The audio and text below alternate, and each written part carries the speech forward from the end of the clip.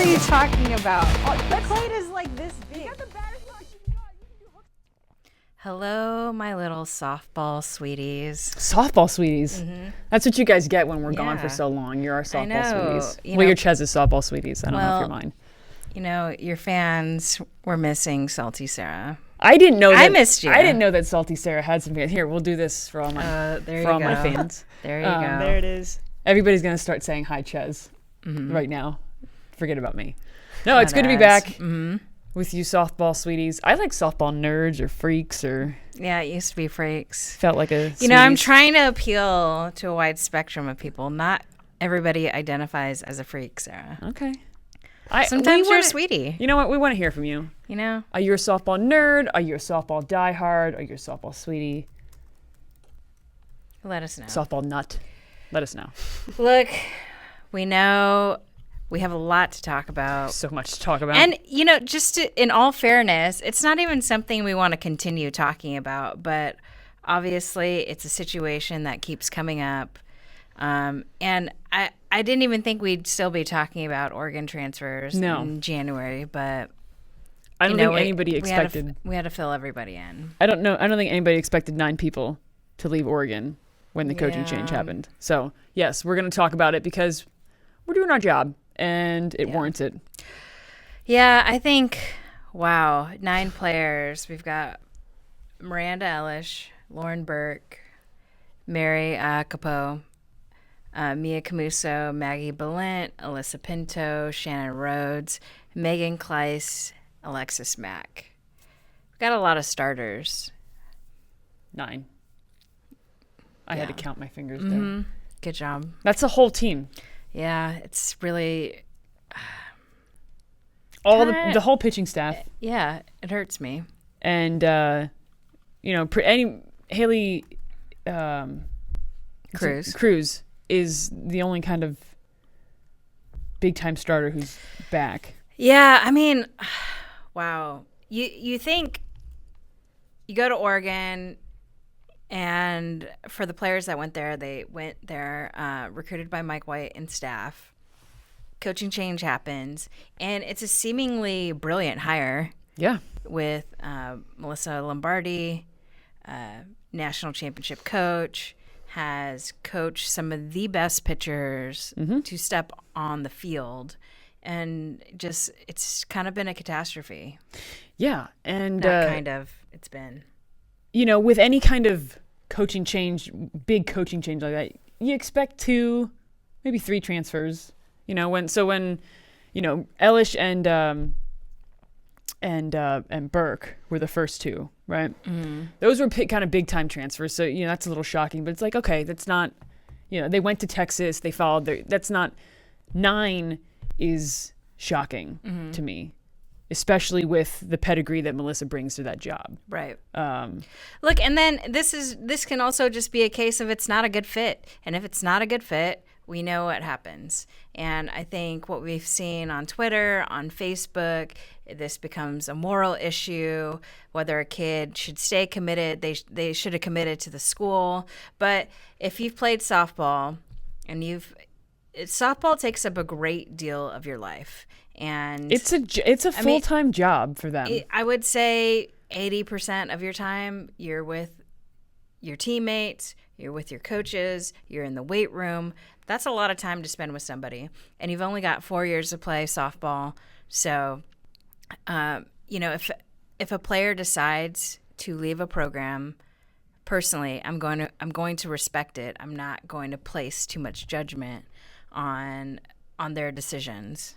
Yeah, there's been quite a bit of, these girls aren't living up to their word. They're not learning loyalty and to stick by their decisions. And I don't know. I disagree. You know, the real world, you get a job. If your manager doesn't, if it's a terrible manager or the job isn't the right fit, you go find another job, right? We've said multiple times that we're not going to get into the whole academic portion of this because that's not what we're talking about. We're talking about softball. So, they got to do what's right for them with softball. They got to do what's right for their academics. And they're young adults and they're making a decision. What is so surprising to me is 9. Like, there has to be something going on there because like, let's just be perfectly frank. They're going to struggle this year. Oh, for sure. And I'm not sure if Tara McGowan is completely cleared to play this season.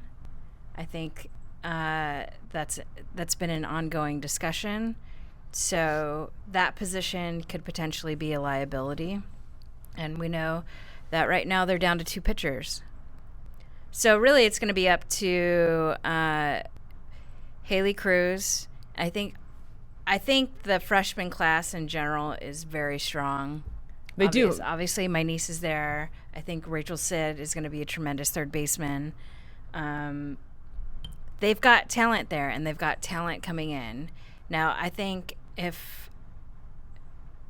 don't know how I'd be feeling if I was a recruit right now. I get it. About seeing this all play out. And I don't know what I would do if I were a player or parent and, players are jumping ship left and right. I get it. They do have, like you mentioned, they do have good freshmen coming in. Jasmine Severs was number 10 on our Hot 100. Rachel Sid was number 11. So good quality freshmen coming in. And on top of that, Melissa Lombardi knows how to win. She's won 4 national championships. She's coached with one of the best coaches in college softball. It's not like you're rolling the dice on her, right, as a recruit. Well, you might be a little unsettled seeing 9 people leave. Yes and no, because who's really steering the ship? Is it Patty Gasso or is it Melissa Lombardi? Sure, I get it.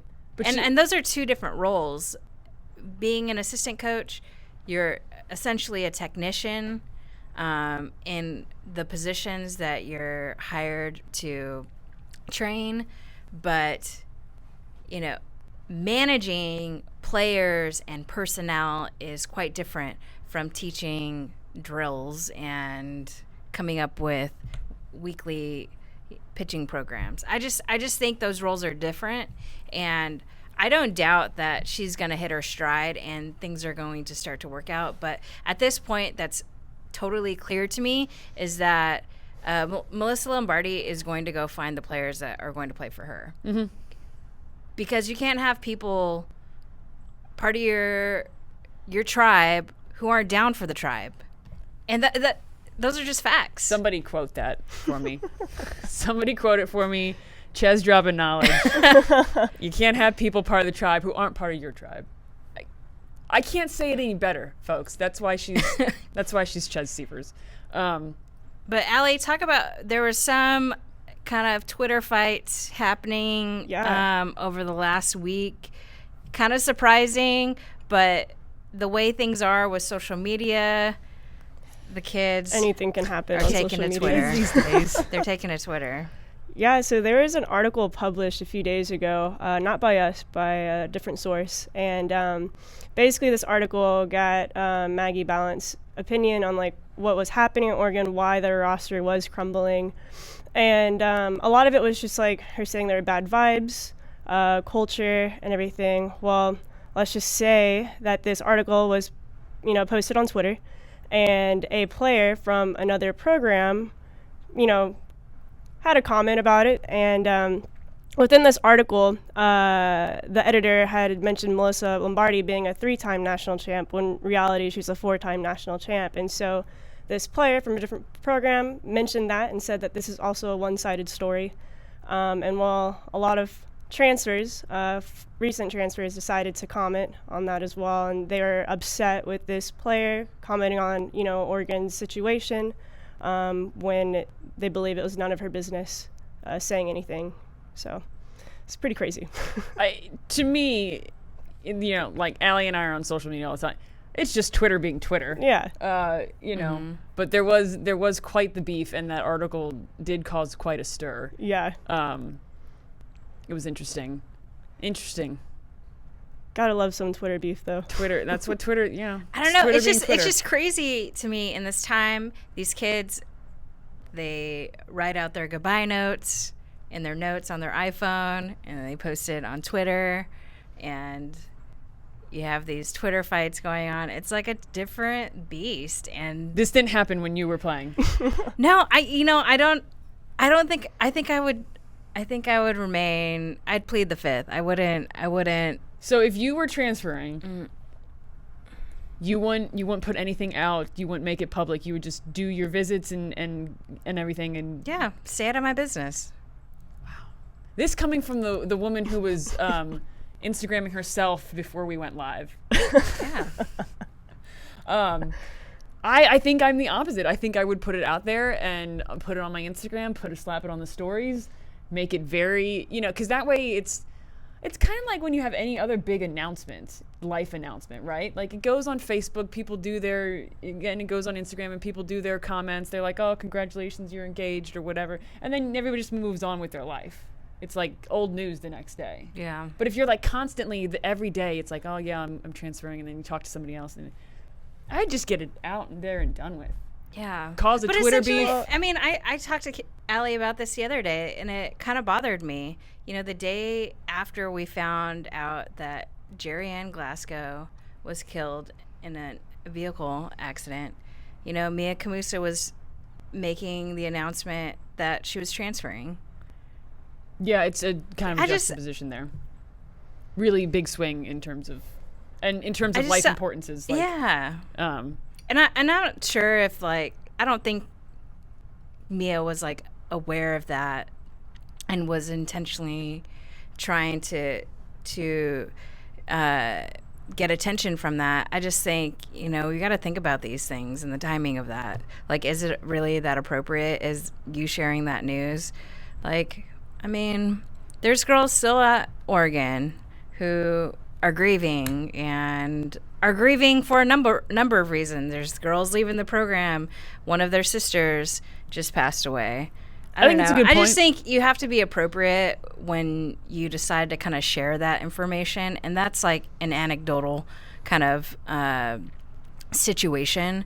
But I just think we can quiet it down, and then some of you on the other end are like, well, stop posting about it. But it's kind of our job to post the news. We're doing our jobs. But I think it's a function of media and now social media that think about all the things that you see when you scroll through your feed. Mm-hmm. It can be something devastating like the news about Jerry Ann, and then it could be like a dog video. Yeah, I think we've kind of and this is you think a little we're off just topic. becoming I think just we're numb a bit to it? desensitized to seeing that kind of juxtaposition that comes across our daily life. That's a little bit of a tangent. I know softball isn't the only sport having problems with this. I know football in general. You'll see kids, committing, and it's almost like a show. They're trying to see how many schools they can verbally commit to, or it's just one of those things where they're just I'm going here. Ooh, I'm thinking about this person or this place to go to, and it's just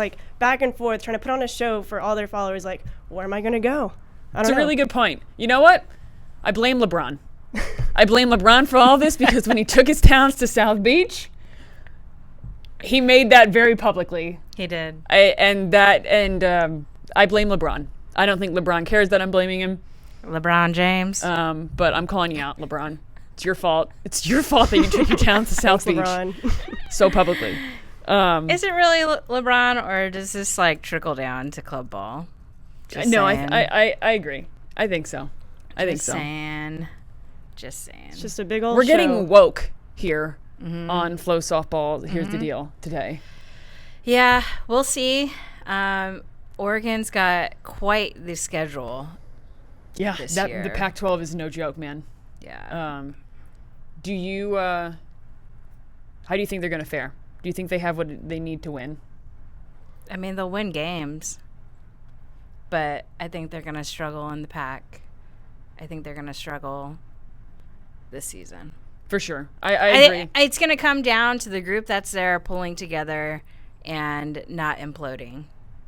I agree. That's what it's going to come down to. I agree. But from the very beginning, I've said that Melissa Lombardi is a fantastic coach, and I think she's going to surprise us with the season that team has.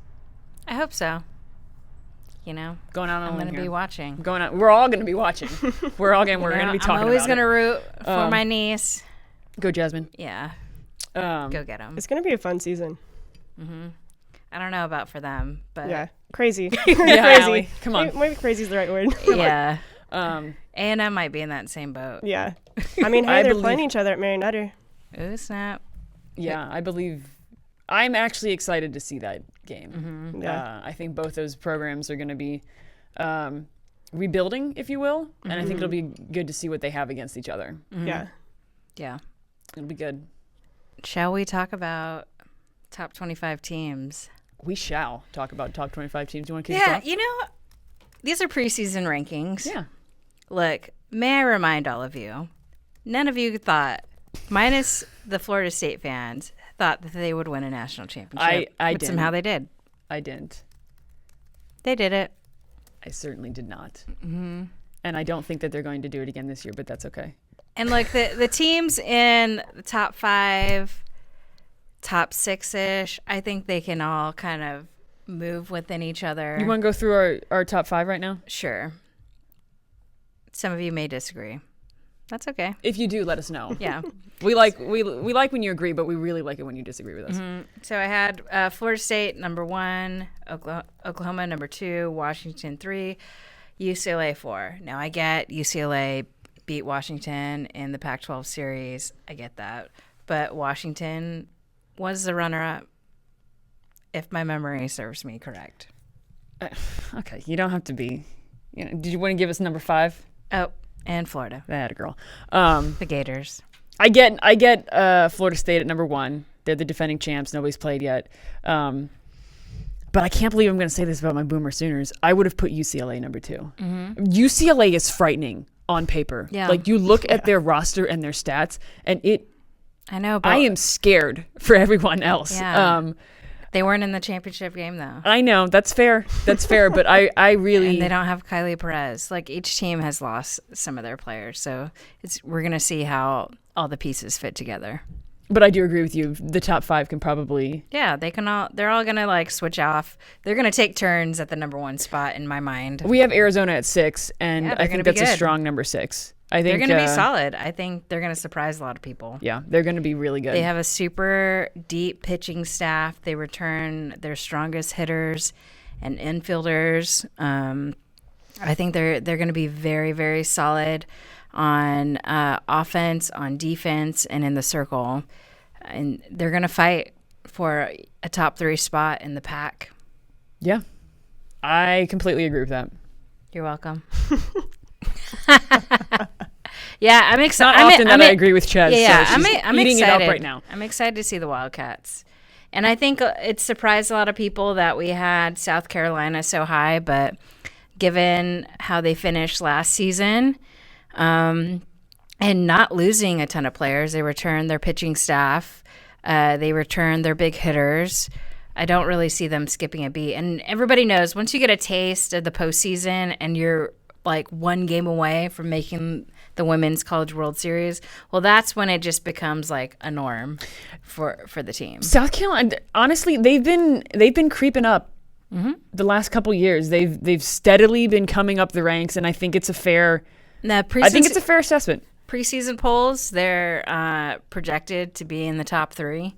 So, I mean, if their pitching can hold up and their hitters can come through, I think the turning point in their season last year was when they played Tennessee and swept them, and like it was bad. It was bad. Yeah, they've become a very solid SEC program. Yep. And I think 7 is fair for them. Yeah, but we're gonna see them. We're gonna see them next week. We sure are. Yeah, can't wait. All right, so who do you think is gonna take the SEC? Quick fire. Man, I've been paying so much attention to the Pac-12 that I haven't really dug into the SEC, but Florida. I know that Florida is going to be an excellent team this year, but they are flying under my radar every time I have this discussion. Yeah. Florida's gonna be really good, and they're gonna win the SEC. Yeah. I think the year before we talked about how much they struggled on offense, but when you look back on their numbers, they're one of the top hitting teams in the country. Yeah, they're solid. And they add Kendall Lindemann, stud. Yeah, that's huge. That's a linebacker. Yeah. Yes. And that is meant to be a compliment. She could be a tight end. That is a compliment. Okay? Yeah. She's a beast. That is a phenomenal add for them. They're going to be good. They're my pick for the SEC. Allie? I'm going with Florida too. Yeah, Gotta go. Florida. Yeah. 3 Floridas. Pac-12.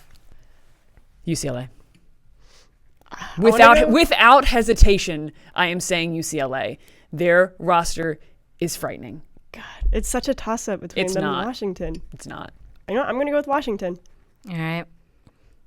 Ches, you're the deal breaker here. The Bruins. Oh. You know, it's okay. Everything's fine. Y'all just wait. Age over beauty. Allie, age over beauty. All right, Big 12. Man, Big 12 is big. Everybody thought I was just going to rip off Boomer Sooner. Big 12 is interesting this year. Texas is going to be very good. They will. I think they need a year to kind of congeal, but holy Good smokes. Yep. There's an SAT word for all you youngsters out there. Youngsters, another word for all you youngsters out there. OSU is going to be pay attention to OSU. They have Sam Shao, they have Gabby Sprang, two They can transfers. swing the bat. With Taylor Lynch. But Boomer Sooner, guys, come on. I thought I'd lead you along there for a little bit.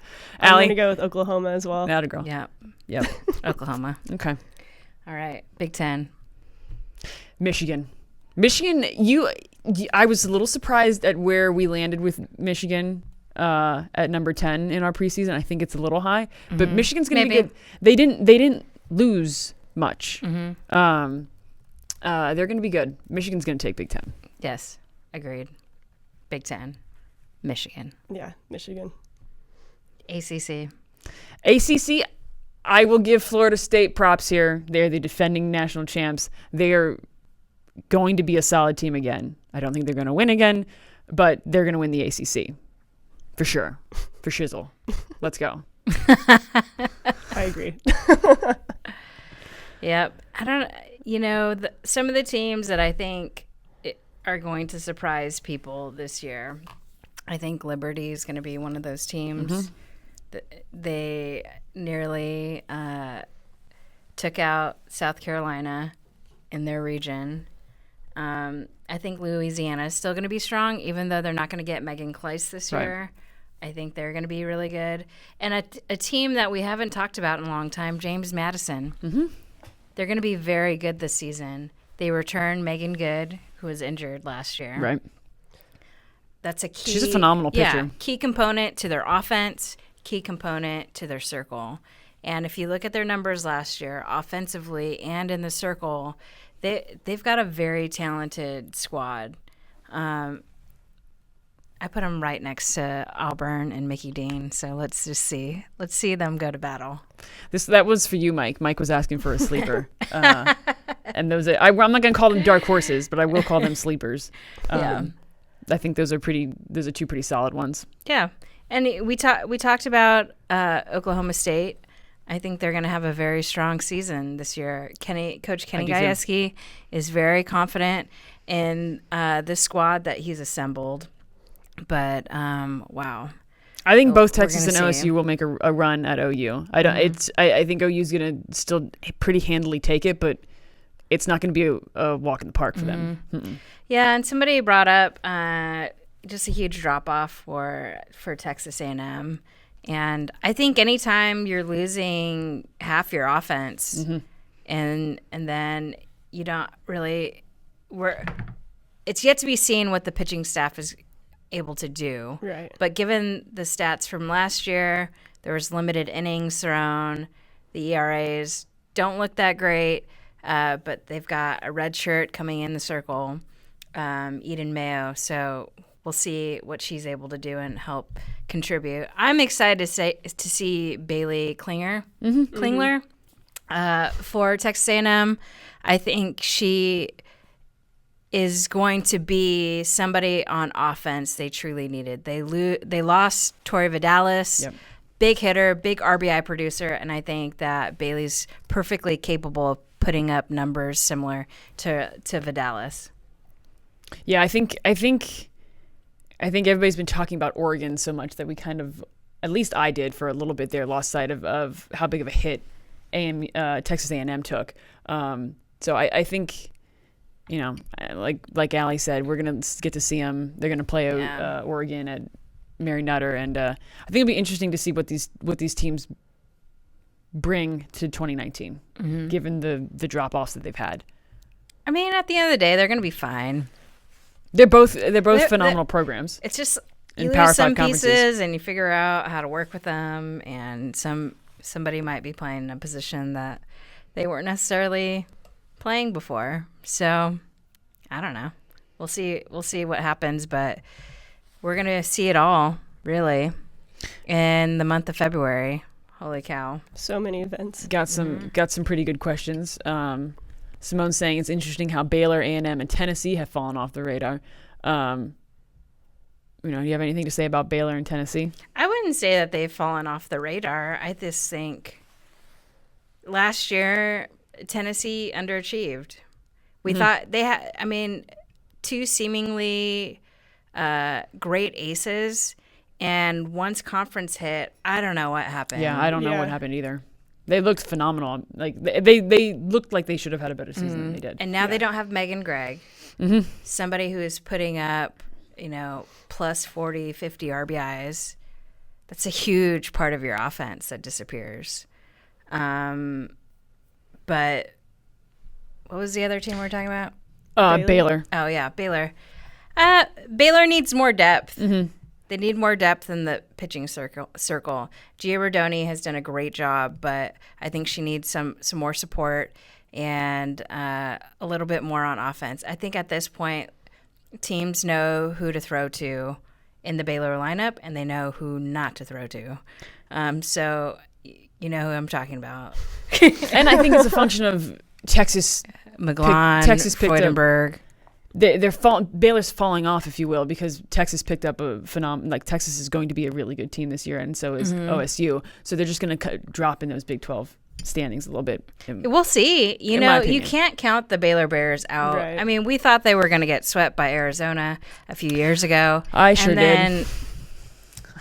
I thought that too, but we had to pick our jaws up off the ground after those home runs were hit.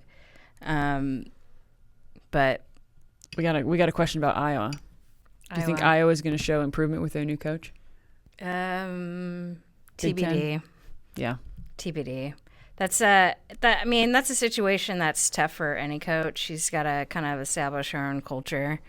Iowa last year showed glimpses of what they're capable of, but it just wasn't consistent. So if the new coach can go in there and establish a solid foundation and consistency and attract some good recruits, I think they could turn it around. And then somebody was like, what do you think about OU losing the Pages? And I just have one thing to say. G. Juarez. Yeah. G. Juarez. What up, G? She's going to have Mariah Lopez, too. Mariah Lopez, Brooke Vestal. And then you have Vestal coming in for a freshman year. Parker Conrad. Shannon Sale. Can I dare say that the Page squared can be replaced? No. Can I dare say that? No. GW. G. Juarez is going to be legit this season. Yeah, she's going to be great. OU's just going to be just and fine. Jen Rocha is in the pitching in the bullpen. Yeah. Oh my goodness. Get out of here. Yeah, that's going to be great. All right. What are we looking forward to? Well, next week, y'all, it starts up. We're going hot and heavy on the first weekend of college softball. We've got Mexico. Puerto Vallarta College Challenge in Mexico. And we're starting there. I will be there. We've also got the Titan Classic, the Black and Gold Invitational. And then, it does not stop after that. It doesn't. Because we have another weekend in Puerto Vallarta, and then we're at the Hillenbrand Invitational. We've got the Citrus Blossom. We've got Mary Nutter. We've got the Spring Games. We've got Judy Garman. It just keeps going. The Wildcat Invitational. On and on and on. So, and on. You know where to find it. FloSoftball. You heard? If you like Power 5 D1 softball, if you like mid-major, if you like every kind of softball. D2, we got all the D3, flavors. We're like the Baskin Robbins. There's better ice cream out there than Baskin Robbins. What are you doing? Get out of here. It's time You're just hungry right now. It's time for Ches to we're done. Hey, thanks for watching, guys. We'll see you soon. Thanks, guys. Stay salty. Salty.